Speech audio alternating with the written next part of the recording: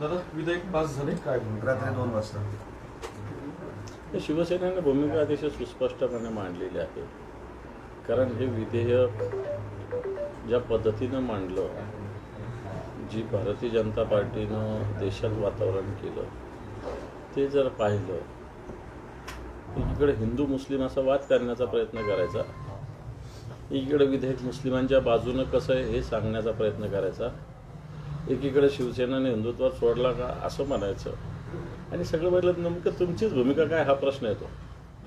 तुम्ही एकीकडे सभागृहात संसदीय कार्यमंत्री रिजिजू यांचं भाषण आहे का, ये विधेयक मुसलमानों के फेवर से कैसा है, अशा प्रकारची भूमिका त्यांनी व्यक्त केली. परंतु शिवसेनेने या विधेयकाच्या आडून केंद्राच्या सरकारला जी वक्फच्या अखत्यारीत असलेली जमीन ही पूर्णपणे स्वतःच्या अखत्यारीत आणायची, ज्या पद्धतीनं मुंबईमध्ये अदानीला मोठ्या प्रमाणावर जमिनी दिल्या गेल्या, येणार काळात अशा पद्धतीने या जमिनीचा सौदा करायचा, अशा प्रकारची मानसिकता पूर्णपणे सरकारची दिसते. त्यात मग काल सदनामध्ये जे काही झालं, अरविंद सावंत बोलले, त्यांनी भूमिका मांडली आणि त्यांनी भूमिका मांडल्यानंतर इतर सत्ताधाऱ्यांनी भूमिका मांडताच ते निघून गेले आणि मग त्यावेळेस त्यांना आमची भूमिका आहे का, पळाले कशाला अशा पद्धतीची शेरेबाजी सुद्धा तिथे झाली. मूळ असं आहे की तुम्ही स्वतःचं म्हणणं मांडलं पण सरकारचं काय ऐकलं नाही, असे प्रश्न उपस्थित होत आहेत. असं नाही, अरविंद सावंत बाहेर गेले म्हणून काय झालं, बाकी सदस्य होते ना तिथे, बाकी सदस्य होते ना, काय म्हणजे सभागृहात असलं म्हणजेच तुमचं ऐकलं जात अशातलं काय नाही. बघा आता सगळ्या भूमिका सगळीकडे ऐकल्या जातात. भूमिका जर आम्हाला पळून जायचं असतं तर आम्ही भूमिका कोणतीच घेतली नसती, आम्ही सुस्पष्ट भूमिका घेतलेली आहे. फडणवीसांनी जे ट्विट केलं होतं की हीच वेळ आहे हिंदू सॉलिडॅरिटी दाखवायची, आता बाळासाहेबांचे तुम्ही खरे अनुयायी आहे ना की नाही कळेल. पण तुम्ही सभागृहात सांगायला पाहिजे होतं ना हे हिंदुत्वासाठी विधेयक आहे म्हणून.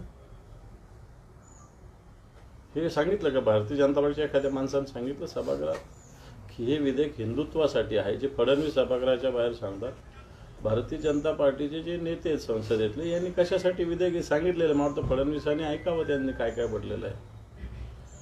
आणि हिंदुत्वाचा आणि विधेयकाचा काय संबंध येतो. मुस्लिमांना विरोध करणं म्हणजे हिंदुत्व असा त्याचा अर्थ असेल तर तो आम्हाला मान्य नाही आहे.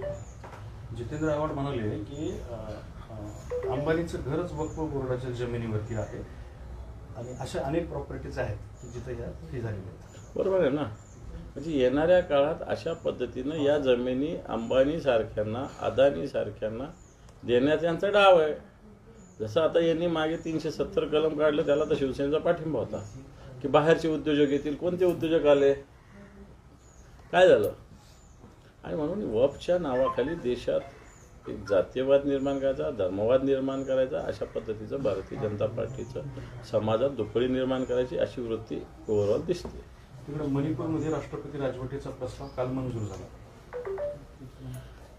उशीर केलेला आहे, कारण मणिपूरमध्ये ज्या पद्धतीनं महिलांना ज्या पद्धतीनं धिंड काढली गेली, ज्या पद्धतीनं दोन समाजाच्या एकमेकांच्या पद्धतीनं दंगली चालू आहेत, पंतप्रधानांनी याच्याविषयी अजून कधी मणिपूरविषयी काढलं नाही, कधी व्हिजिट केली नाही, कधी भेट दिली नाही. शिवसेनेनं अशा भूमिका विविध वेळेस घेतलेल्या आहे, ज्या मला असं वाटतं भारतीय जनता पार्टीच्या रणनीतीच्या विरोधात आहे. भारतीय जनता पार्टीला सपोर्ट केला म्हणजे हिंदुत्वाला सपोर्ट केला असा अर्थ होतो का. भारतीय जनता पार्टी सौगात मोदी वाटते तेव्हाच कुठे जाते यांचं हिंदुत्व. त्याच्यामुळे मला असं वाटतं कोणाला प्रवेश करणार असेल कोणी तर हा त्यांचा स्वतंत्र विषय आहे, परंतु हा पक्षाने घेतलेला धोरणात्मक निर्णय, ज्यांनी पक्षच फोडलेला आहे, गद्दारी करून निवडून आले, भारतीय जनता पार्टीची चाटायची बाकी त्यांची, आणि मग असे लोक आम्हाला काय शिकवणार स्वाभिमान आणि हिंदुत्व. आंतरराष्ट्रीय पातळीवर एक मुद्दा जास्त चर्चेत आहे सध्या. अमेरिकेने वेगवेगळ्या देशांवरती वेगवेगळा टॅक्स लावलाय, भारतावरती सुद्धा 26% कर लावलाय. खरं तर याच्यापासून दुर्लक्ष करण्यासाठीच हे सगळे विधेयक आणले की असं कधी कधी वाटतं. कारण अशा पद्धतीनं अमेरिकेनं, आता तर मोदी म्हणतात, ट्रम्प तर त्यांचे मित्र आहेत, आज भारताच्या लोकांना पायात बेड्या घालून इथं आणलं, त्यावेळेस यांचा हिंदुत्वात कुठे जातो, त्यावेळेस इथं हिंदुत्वात कुठे जातो. आज 26% अमेरिका आता केली हिंमत, मोदींनी किंवा भारतातल्या कोणत्या मंत्रालयाने विरोध केला, याला आव्हान तरी केलं, कमी करायची विनंती तरी केली. आणि मला असं वाटतं याच्यामुळं बाजारपेठेमध्ये ओव्हरऑल सगळ्या धोरणामध्ये भारताच्या अर्थव्यवस्थेत तुम्ही बघा ना, शेअर बाजार किती खाली झाला याच्यामुळं, आणि म्हणून याचा परिणाम भारताच्या अर्थव्यवस्थेवर होणार आहे. मोहन भागवतांचं एक वक्तव्य आलंय की पौराणिक काळात हनुमान आणि आधुनिक काळात शिवराय हे आदर्श आहेत. बरोबर आहे, काय चूक आहे? हनुमान असो की शिवराय असो आदर्श घेण्यासारखेच आहे, नव्हे ते आदर्श आहेच आपले. कधी आपण कुठं महापुरुषांचं दैवतीकरण वगैरे नाही, आदर्श म्हटलेले ना ते, दैवत थोडी, आणि दैवत म्हणायला काय हरकत आहे? दैवतीकरण शेवटी कोण नाही, महापुरुषांना महापुरुषच लावू दिलं पाहिजे, देवाला देव मानलं पाहिजे. पण महापुरुषांचं मला असं वाटत नाही पूजन कोणत्याही करण्याची आवश्यकता आहे, त्यांचे आदर्श घेण्याची आवश्यकता आहे. जर त्यांनी अशा पद्धतीने आदर्श घ्या म्हटलं असेल तर मला असं वाटतं योग्य भूमिका त्यांनी मांडलेली. नितीन गडकरी त्याच्याबद्दल म्हणजे दुसरं वक्तव्य आहे नितीन गडकरींचं, ते म्हणाले की छत्रपती शिवाजी महाराज हे 100% सेक्युलर होते. सेक्युलरचा अर्थ आत्ताच्या घडीला वेगळा काढला जातोय, पण शिवाजी महाराज हे एकांगी नव्हते हे तर सगळ्या जगाला माहिती आहे. शिवाजी महाराज सगळ्यांना सोबत घेऊन चालायचे, सगळ्या जाती धर्माला, 18 पगड जमात ज्याला म्हणता येईल यांना घेऊन चालायचे. बाकी त्या काळातले हिंदू मुस्लिम त्यांच्या सैन्यात मुस्लिमादी बांधली, या सगळ्या गोष्टी कुराणाचं कुठं परत सापडली तर ती मस्जिदमध्ये जमा केली पाहिजे, अशा प्रकारचं त्यांनी सांगितलं. त्यामुळं त्यांना एक सर्व धर्माचा आदर करणारे होते असं मी म्हणेल. सेक्युलर शब्द वापरायचा का नाही वापरायचा तो त्याचं एवढं मला हे नाही, परंतु सर्व धर्माचा योग्य आदर करणारे छत्रपती शिवाजी महाराज होते एवढं तर नक्की. त्या कामरा विरोधात रिटर्न कंप्लेंट दाखल झाली आहे की त्याला जे जगभरातनं पैसे आलेले आहे आणि मोठ्या प्रमाणात पैसे आले, या सगळ्या प्रकरणाची चौकशी करा. नाही बाकीचे जुने आरोप माहिती आहे तुम्हाला, टेरर फंडिंग आहे.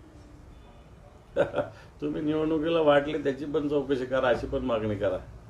निवडणुकीला घरोघरी जाऊन वाटले खोकेच्या खोके, मला वाटतं त्याची पण चौकशी झाली पाहिजे. कामराची व्हायला काहीच हरकत नाही, परंतु ही पण झाली पाहिजे. हर्षवर्धन सपकाळ म्हणाले की सावरकरांचं जे पुस्तक आहे ज्यामध्ये छत्रपती संभाजी महाराजांच्याबद्दल विकृत लिखाण करण्यात आलेलं आहे त्या पुस्तकावर बंदी घाला. मी वाचलेलं नाही कोणतं पुस्तक आहे, परंतु संभाजी महाराजांचा उल्लेख चुकीचा असेल तर तो काढायची मागणी होऊ शकते. पुस्तकावरच बंदी घाला म्हणणं मला नाही योग्य वाटत. मिठी नदी कंत्राट घोटाळ्यात आतापर्यंत 10 कंत्राटदारांची चौकशी झाली आहे. गाळ काढण्याच्या प्रकल्पात मोठी अनियमितता आणि सगळं केलेलं आहे तुम्ही सगळ्यांनी, असा तो आक्षेप आहे. त्याबाबत तक्रार दाखल झाली. आता सत्ता तर आमची मागच्या किती वर्षांनी नाही आहे ना. मागच्या काळात काय झालं 2-4 वर्षात हे तपासा सगळ्यात आधी मिठी नदीच्या संदर्भात. मी तो म्हणतो नमामि गंगेपासून तर मिठी नदीपर्यंत सगळ्याच्या चौकशा झाल्या पाहिजे. ते हर्षवर्धन सपकाळ त्यांचं दुसरं स्टेटमेंट आहे की महायुतीच्या नेत्यांना गजनी सिंड्रोम झालाय, पेरणी हंगामापूर्वी शेतकरी कर्जमाफी करा अन्यथा आंदोलन करू. ज्या पद्धतीनं महायुतीनं निवडणुकीच्या काळात शेतकऱ्यांची कर्जमुक्ती करण्याची घोषणा केली, त्यांच्या वचननामा जाहीरनामा त्याच्यामध्ये सुद्धा शेतकऱ्यांची कर्जमुक्तीचा त्यांनी उल्लेख केलेला आहे. परंतु आता महायुतीचे नेते अजितदादा स्वतः बोलले की मी कधी कर्जमाफी बोललोच नाही. बाकीचे काही कॅबिनेट मंत्री सुद्धा बोलले कर्जमुक्ती आम्ही कधी बोललेलोच नाही. मग याचाच अर्थ निवडणुकीला फक्त मतं घेण्यासाठी शेतकऱ्यांची फसवणूक तुम्ही केलेली का? तसंच लाडकी बहीण 2100 रुपये द्यायचं कबूल केलं होतं, कुठं बजेटमध्ये 2100 रुपयाची तरतूद केली?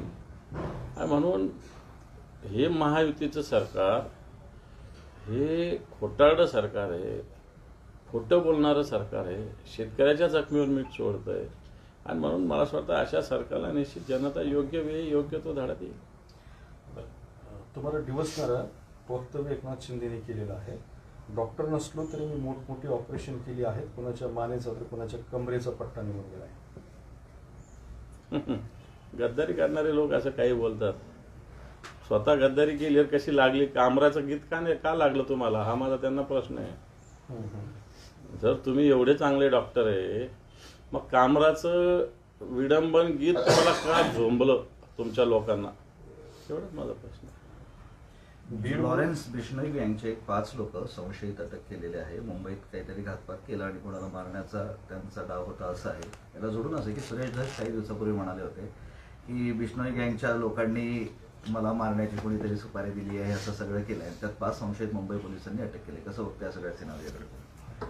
नाही, मला तर जास्त त्याच्यातली माहिती नाही, परंतु विष्णोई गँग ज्या पद्धतीनं मागच्या काळात जे मुंबईचे एक माजी आमदार आहे त्यांच्या हत्येमध्ये त्यांचा सहभाग आढळलेला आहे आणि ही गँग अशा पद्धतीनं कार्यरत असेल. सुरेश धस वगैरेचं मला माहिती नाही, त्यांचं काय दिलं असेल नसेल दिलं, सुरेश धस स्वतःचं महत्त्व वाढवून घेण्यासाठी काही बोलत असतील, परंतु अशा गुन्हेगारी वृत्तीच्या गँग्स मुंबईमध्ये येऊन काही प्रयत्न करत असेल तर मला असं वाटतं सरकारने कडक कारवाई केली पाहिजे. बीडच्या गुन्हेगारीवरून पंकजा मुंडे आणि अजित पवारांची 2 स्टेटमेंट आहेत. पंकजा मुंडे म्हणतात की 4 पोरांमुळे बीड जिल्हा बदनाम करू नका, बीडमधल्या जातीला बदनाम करू नका, माझ्या जातीला बदनाम करू नका असं पंकजा मुंडेचं टू बी स्पेसिफिक वक्तव्य आहे. आणि ते पुढं आणखी एक वर्णन होत आहे, काही चुकीच्या लोकांना मोकळीक दिल्यामुळे बीडची बदनामी झाली. मला असं वाटतं बीडचा लढा हा काही जातीयवादाचा लढा नाही, हा गुन्हेगारी विरुद्ध लढा आहे. मग गुन्हेगार कोणी असो, तो वाल्मिक कराड असो नाही तर तो कोण खोक्याभाई वगैरे असो, त्याच्यात जातीपातीचा काही संबंध मला असं वाटत नाही. परंतु बीडमध्ये ज्या पद्धतीनं गुंडागर्दी गुन्हेगारी वृत्ती वाढलेली आहे आणि याला प्रोत्साहन देणारे खतपाणी घालणारे बीडचेच लोक आहेत. मग ते कोणत्या जातीचे कोणत्या धर्माचे याच्याशी आम्हालाही काही घेणं देणं नाही. जातीपातीवर गुन्हेगारी ठरत नसते किंवा गुन्हेगार ठरत नसतो हे सत्य जरी असलं, परंतु बीडमध्येच अशी गुन्हेगारी का फोपावली, कोणी फोपावली याचा विचार पंकजाताईंनी करावा असं मला तरी वाटतं. लोकांनी म्हणजे काय, सामान्य लोकांनी का राजकारणी? राजकारणी नाही, सामान्य लोक कशाला गुन्हेगारी करतील.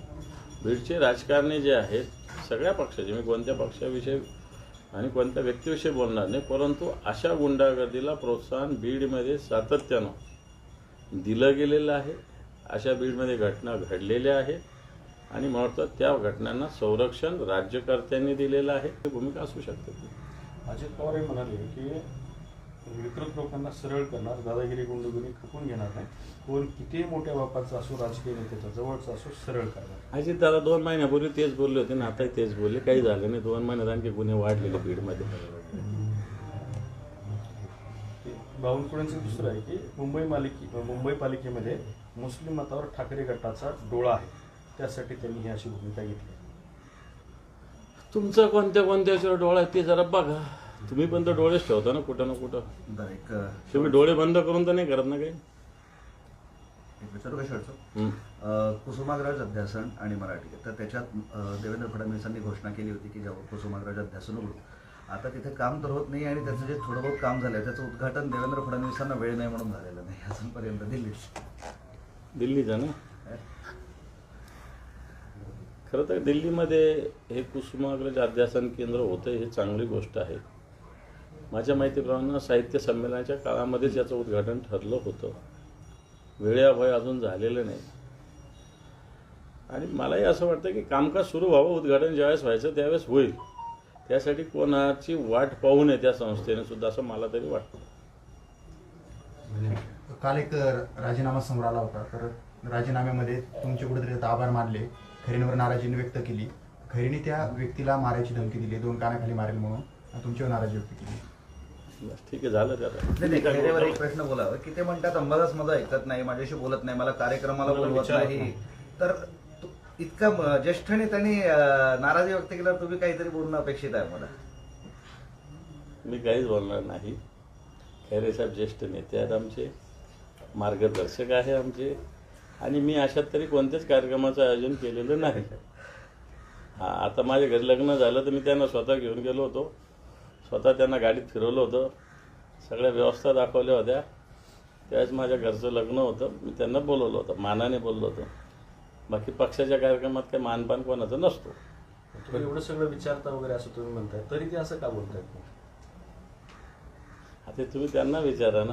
पण तुम्ही सार्वजनिक ठिकाणी कार्यक्रमामध्ये चक्क त्यांचे आशीर्वाद घेता, पाया पडता, हो. त्यांना मान सन्मान देता, मग ते असं का म्हणतात की अंबादासदानी मला विचारतच नाही? हे बघ, मी तर आठवड्याला 15 दिवसाला त्यांना जाऊन भेटत असतो, त्यांचं दर्शन करतो, त्यांना स्वागत करतो, मानपान ठेवतो. आता याच्यावरती काय पाहिजे असेल मला माहिती नाही. ऑगस्टपर्यंतच तुम्ही विरोधी पक्ष नेता आहे, नंतर बघू. शिवसेना नेता आहे ना मी, त्याला थोडी कोणी थांबवू शकतो. ठीक आहे.